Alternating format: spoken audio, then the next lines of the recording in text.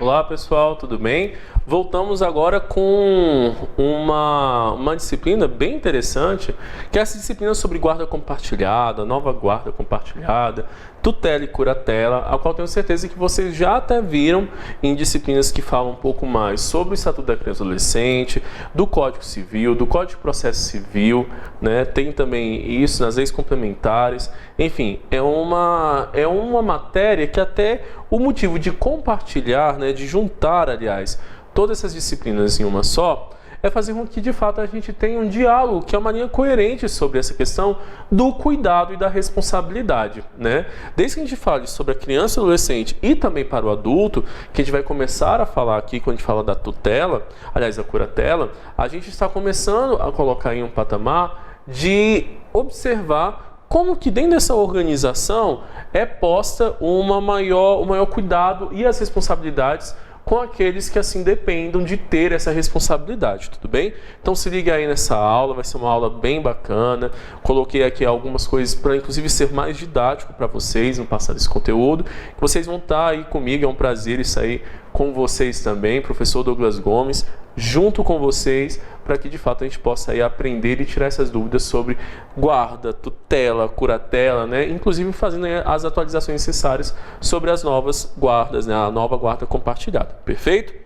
Bem, eu já trago aqui uma citação da Dias, né, que fala sobre esse poder da família, que é importante a gente destacar, né? A família, ela tem um aspecto necessário nisso, é irrenunciável esse papel da família, é intransferível, inalienável, imprescindível e decorre tanto da paternidade natural como da filiação legal e da socioafetiva, né? Vamos pensar aqui, quando ela fala que é irrenunciável, é que uma vez família, não tem como você deixar de ser família, né? Você sempre vai estar no patamar, inclusive na adoção. Quando você sai de uma família, todo o Estado brasileiro se coloca numa preocupação de você ter uma nova família, né, para isso. Você precisa ali estar constituindo esses vínculos familiares. Existem desafios para, de fato, colocar esse poder da família, né, e, de fato, ter um sujeito da família? Existe.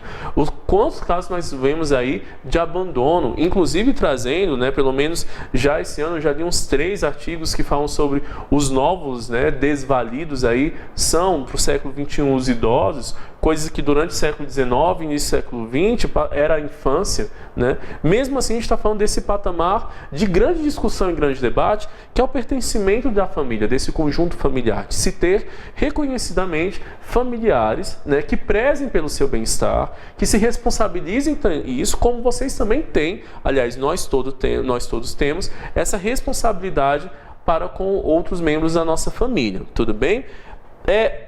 Trago aqui também para discussão esse patamar do exercício familiar de forma, né, equilibrada. Então, não existe mais, até foi um termo da justificativa da atualização sobre o próprio Estatuto da Criança e do Adolescente, assim como da Constituição e também do Código Civil, essa questão do pátrio poder, né? Quando se retira essa palavra pátrio poder, a gente falava do poder do pai.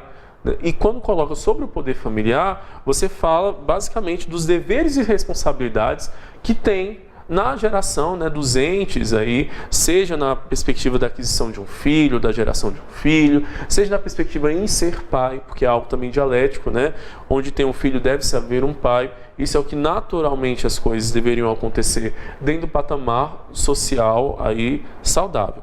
Em todos os tipos de relação socioafetiva existe esse patamar do poder familiar. Ou seja, não é aqueles que somente são celebrados a partir do casamento, né? A própria união estável, a própria convivência conjunta, se dali gerou um filho, vocês têm esse tipo de responsabilidade, esse conjunto familiar tem esse tipo de responsabilidade, os dois vão ter que criar e ter os deveres e responsabilidades assumidos perante aquela criança, né, ou aquele adolescente. Mas, de fato, nós estamos envolvidos aí em uma série de responsabilidades, em uma série de compromissos entre os membros dessa família, dentro daquilo que muitas vezes na literatura fala dos sujeitos, né, que desempenham os papéis ali estabelecidos. Ou seja, o pai, se eu for pensar aqui na família nuclear tradicional, um pai, a mãe, o filho.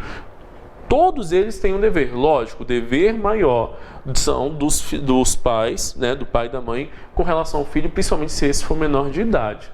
Né, foi aí uma criança, um adolescente, tem uma responsabilidade. Porém, numa perspectiva geracional, este filho no futuro vai ter também uma responsabilidade com o envelhecimento dos seus pais. Né? Então é esse compromisso que a família tem de cuidado de responsabilidades e que a gente também vai tratar agora. De qualquer maneira, o Código Civil, no seu artigo 1579, descreve que mesmo com a dissolução da sociedade conjugal da união estável entre os próprios genitores, isso não modifica os direitos e deveres dos pais em relação aos seus filhos, e o mesmo vale o exercício do poder. O divórcio não modificará os direitos e deveres dos pais em relação aos filhos. Novo casamento de qualquer dos pais ou de ambos não poderá importar em restrições aos direitos e deveres previstos nesses artigos. Então, o poder familiar sempre vai ser compartilhado, independente das novas conjecturas, né, de família. Então, se tem ali, né, um grupo familiar, uma familiar, e que gerou filho, e por acaso eles vão se divorciar ou não vivem mais juntos, não quer dizer que esse filho ele vai estar aí, desregrado ou desvalido de uma maior cuidado de um pai ou da própria mãe. Enfim, são esses membros, né, que vão estar aí se importando, dando continuidade às responsabilidades ora adquiridas para com a criança e adolescente. Na leitura do ECA, informa-se que o artigo 22 trata basicamente sobre essa necessidade, essas responsabilidades. Olha o que diz o artigo 22 do Estatuto sobre a própria família. Aos pais incumbe o dever de sustento, guarda, educação dos filhos menores, cabendo-lhes ainda, no interesse destes, a obrigação de cumprir e fazer cumprir as determinações judiciais, seja inclusive determinações judiciais essas que cobram as responsabilidades dos pais para com os filhos. Em caso de não cumprimento de suas responsabilidades, que são basicamente os deveres e as obrigações que os pais têm, recai-se sobre a suspensão temporária do poder familiar. Se ficando inalterado, pode decorrer inclusive da destituição do poder familiar. E é justamente sobre isso que a gente vai falar desse processo de guarda e tutela, né? Desse processo de saída da família de origem para uma família substituta. E se for da família de origem, a destituição desse matrimônio ou dessa união, como se dão as responsabilidades e as obrigações perante os entes, né? Aí, em especial, a criança e o adolescente, né? Os pais referente à criança e adolescente. Bem, o artigo 28, ele deixa nítido quais são esse processo da colocação da criança e adolescente em família substituta. Vamos ler. A colocação em família substituta far-se-á mediante guarda, tutela e adoção. Então é só pensar aí no GTA, né? Guarda, tutela e adoção. A gente não vai verificar agora a perspectiva da própria adoção. Nós vamos falar aqui em especial a guarda e tutela. Independente da situação jurídica da criança ou do adolescente nos termos da lei. Parágrafo 1º. Sempre que possível, a criança ou adolescente será previamente ouvido por equipe interprofissional, respeitando seu estágio de desenvolvimento, o grau de compreensão sobre as suas implicações e medidas e terá sua opinião devidamente considerada.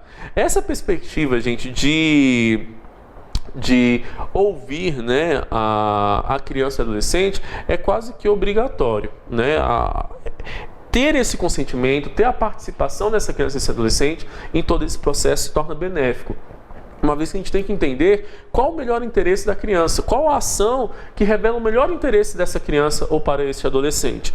Lógico, para a criança e adolescente, quando fala sobre essa escuta da equipe interprofissional, é interessante observar até para saber das capacidades que essa criança e esse adolescente tem em poder também aí fazer essa distinção e essa avaliação tão necessária. Agora, olha o que o parágrafo 2º fala. Tratando-se de maior de 12 anos de idade, ou seja, o adolescente, será necessário seu consentimento colhido em audiência. Então, não é a audiência, a escuta, ela se torna interessante, inclusive pela equipe interprofissional, junto à criança e ao adolescente. Agora, o consentimento do adolescente frente a essa dinâmica é visto e necessariamente será colhido em audiência.